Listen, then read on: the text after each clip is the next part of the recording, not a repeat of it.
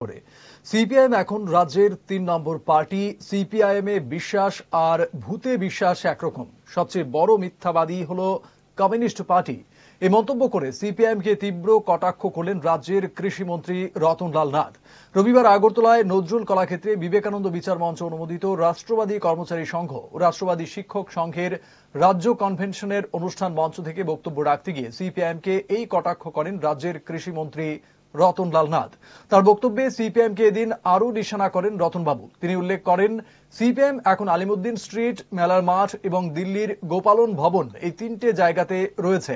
বাকি ৭০% বাম কর্মী বিজেপিতে যোগ দিয়েছেন। আর এখন তারা লাল সেলাম ছেড়ে জয় শ্রীরাম করছেন। সিপিআইএম তার কর্মফল ভোগ করছে। বক্তব্য রাখতে গিয়ে এদিন কংগ্রেসকে ব্যঙ্গ করতেও ছাড়েননি রাজ্যের কৃষিমন্ত্রী রতনলাল নাথ। সিপিএম এর এখন আছে ৩টা জায়গাতে, আলিমুদ্দিন স্ট্রিটে, মেলার মাঠে আর দিল্লির গোপালন ভবনে। এখন বাকি 70% বাম কর্মীরা বিজেপিতে যোগদান করেছে এবং লাল সালাম বাদ দিয়ে জয় শ্রীরাম করছে। এবং রাজ্যে তারা ৩ নম্বর পার্টি।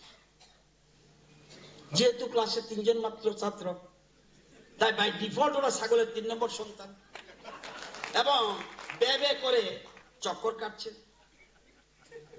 আপনারা যারা ভূতে বিশ্বাস করেন তারা সিপিএম এ বিশ্বাস করবেন।